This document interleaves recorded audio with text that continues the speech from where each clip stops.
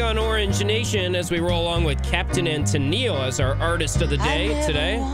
Tim Leonard, Stephen Fonte, getting you set for a game day. A lot going on, but there is a game tonight, 9 p.m., a late tip on ESPN from Cameron Indoor Stadium, Syracuse and Duke. And with that in mind, let's bring on the voice of the Duke Blue Devils. Pleased to be joined by David Shumate here on the show. And David, great to have you on. Happy New Year. Tim brought this up earlier, and we'll get your thoughts on this as we kick off this interview. The health of Tyrese Proctor. We know he missed a few games with an ankle injury, just returned, came off the bench, played about half the game. What is his status, and I guess how close is he to 100% heading into tonight? Well, I think there's layers to it. One, personal Happy New Year to you guys as well. But it's layers to it of bringing him back, right? There's obviously the ankle that he's working his way back from that got dinged up against Georgia Tech in early December.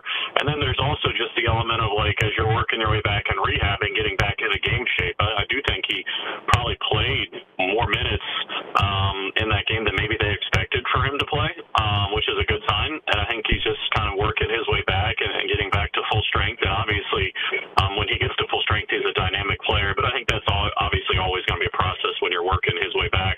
And Jeremy Roach, I remember he dinged up his toe last year early in the season and kind of lingered for a good chunk of the year. So always relative this time of year when you're asking who's 100% or who's fully back. But I think he's trending in that direction. Might be there sooner rather than later. Well, I guess an upside from the Duke perspective, because of the injury, Jared McCann got to play a little bit more, it seems like, and he's been on a tear for the Blue Devils recently, averaging about 19 points per game over the last 4 games. When you look at the freshman class that has entered, can you kind of fill in the Syracuse fans on where everyone sort of stacks up from this big freshman class? And it seems like McCann is really playing some good basketball lately. Yeah, Jared obviously can get to the rim and score, but he's also just an incredible spot-up shooter. And we've seen that, of course, the last few games, 24 over the weekend. He's been kind of on a tear, hitting 3 threes and 3 or 4 of the last game. So he obviously is a dynamic weapon to put out there. You also have Caleb Foster, who can run the point and has kind of been called to do that while Tyrese was out and then working his way back. So Caleb Foster, it's funny how these injuries or stuff that look like adversity can turn into opportunities, because I think the Blue Devils learned something about the toughness of Caleb Foster, how well he can run the offense and the pace that he can help the team play with. He's been a huge asset. And then you mentioned TJ Power, lefty out of the bullpen on the baseball side of things, but can come in. He can really shoot. Shoots an incredibly high percentage from 3. And then you got Sean Stewart, who's just an incredible athlete. When he comes on the floor, plays 100 miles an hour. Can go out and defend, plays incredibly hard. So I think the freshman class is really talented, but this year, been a while since we said this too much at Duke, but it's been a lot about the upperclassmen, the returners, and obviously Jeremy Roach leads that, being a senior. Blakes has gotten some minutes as a junior, and then the sophomore class that was so much talked about last spring when they basically all decided to come back with Proctor and obviously Filipowski and then Mark Mitchell. But the freshman class has kind of been called to step up with Tyrese being dinged up, and they've obviously done really well with the team having won 4 in a row. All right, Duke heads into 2024 9-3. You look at the losses, all close games. They lost to Arizona, Arkansas, Georgia Tech in close games. They've beaten Michigan State. They've beaten Baylor. How would you kind of assess the first dozen games of the season for Duke and where they are? Is this about where you would expect them to be right now? It's an interesting way to think about it. It's hard to say that totally because of Tyrese getting dinged up. I think he was always going to be a big piece of this, and for him being out a little bit, I think that did throw a wrinkle in a curveball. But there are guys that I think have done what you'd expect. I think everyone expected Filipowski to take a major step forward. He's certainly in the mix for ACC and perhaps National Player of the Year. And what he's done on the defensive end of the floor has been very impressive, leading the team in blocks and steals. I know we talk a lot about his scoring and rebounding, but he's been a huge asset on the defensive side as well. I think Jeremy Roach is probably having the best season of his career to this point, which is saying something with everything he's done here. So I think the team has kind of taken some lumps early. There was no secret about that. Obviously lost Arizona, but then that road swing through Arkansas and Georgia Tech back-to-back was a little bit of a wake-up call. And Coach Nyers kind of talked about that, about, when you go through stuff like that, you learn something about yourself. And I think the team kind of went through that, kind of learned where they needed to adjust, how they need to grow, and kind of took that challenge and welcomed it, and obviously got that big win over Baylor right before the holidays.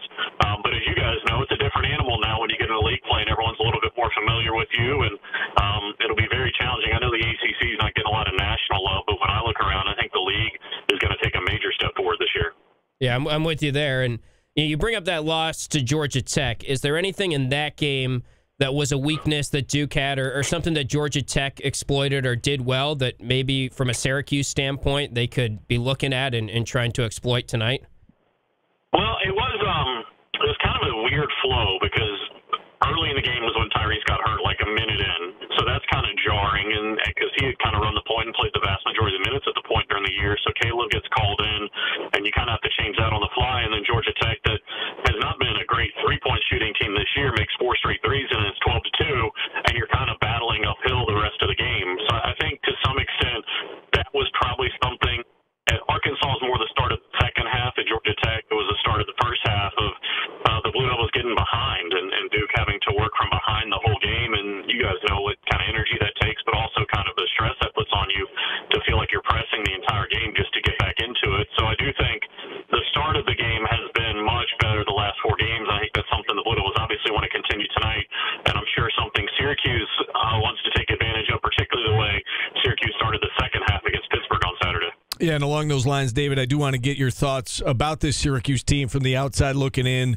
New head coach, new style of play, new defense this year, and again, Syracuse comes in 10-3, and they've won all of the toss-up games they've played, and the 3 losses are all to teams that we expected them to lose to. They lost to Tennessee, Gonzaga, and Virginia badly on the road, but they've taken care of business otherwise. Curious to get your thoughts from the outside looking in at what impresses you, what stands out, I guess, about this Syracuse team.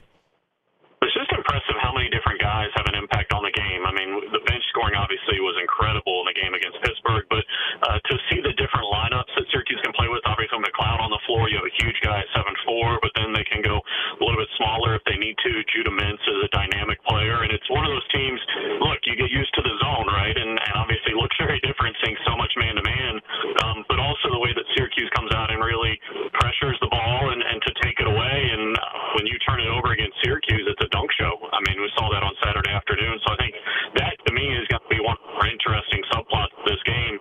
You got a team in Syracuse that really feeds off of turnovers and how that can lead to their offense against a Duke team that's been top 10, top 5 in the country all year long in terms of taking care of the basketball. I think at the end of the night, that could very much be determinative in terms of who wins. Yeah, we've been talking about that throughout the show, and really the battle of tempo as well, I think will be interesting tonight. What has Duke done from a tempo perspective this season? Because Syracuse, one of their keys has been turning it over, getting out in space, getting up and down the court. And obviously, when you look at their tempo numbers, now that they're playing man-to-man defense, they are playing much, much faster than what Duke fans are probably expecting or used to from Syracuse. Yeah, no, I mean, I think, look, this has been the case with Duke for years, is they want to get up and down, too. I mean, a lot of times they play teams that want to slow them down.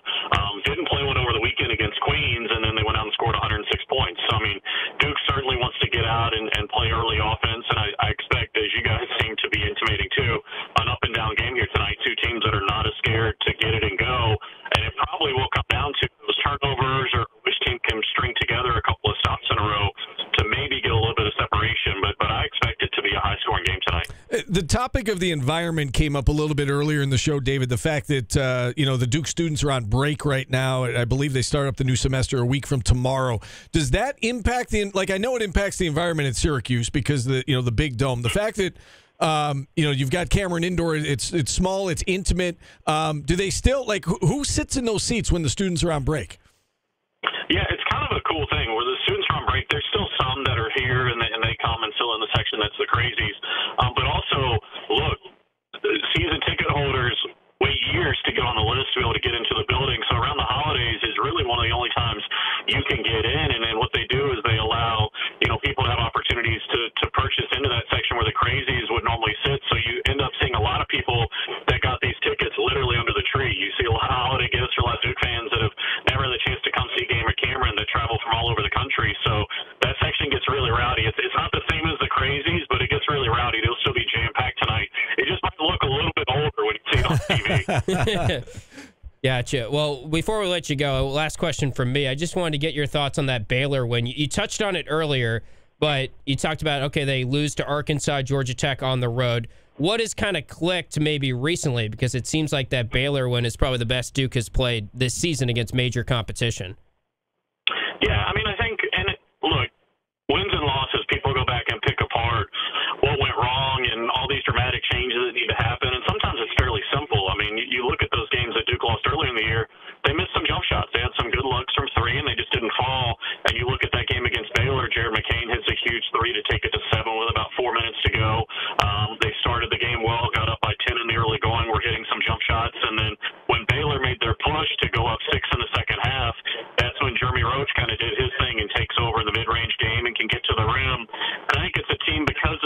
adversity they've gone through, has learned that they need contributions from everybody. So, when you have an injury like Tyrese or what have you early in the year, it's not shocking to the system. Like in that game, particularly against Baylor, Kyle Filipowski picks up his fourth foul with about 8 minutes to go, has to leave, and Ryan Young comes in and for 4 minutes probably plays his best 4 minutes of the season. Gets a bucket that gets him 1,000 points in his career, that put Duke ahead for good, if memory serves, and then got a couple of key rebounds and stops. So I think that game showed their willingness to lean on their bench to get a little bit something from everybody, which I think is kind of the characteristic of this team. Obviously, Jeremy Roach is an elite scorer. Kyle Filipowski is a Player of the Year type candidate, but it's a team that if they're going to get to where they want to come March is going to need contributions from everybody consistently, and to me, that's what stood out from the Baylor game. Yes, it's going to be an awfully tough test for the Orange tonight, going on the road into Cameron Indoor. David, thanks so much for your time. We do appreciate it, and hopefully we can do it again here down the road. I appreciate you guys. Thanks for having me on. All right, David Shumate, the voice of the Duke Blue Devils. 9 o'clock tip tonight on ESPN. Again, Q's, what'd you say, 12.5 point underdog going I think into tonight? 14.5 14.5 point underdog. That's a whole lot of spread. 14. KenPom's projecting 83-69 Duke win. Okay. Yeah. Well, we will see how it all plays out. We're going to take our final time out here on the show. We will wrap things up next on ESPN Radio. Home of the series.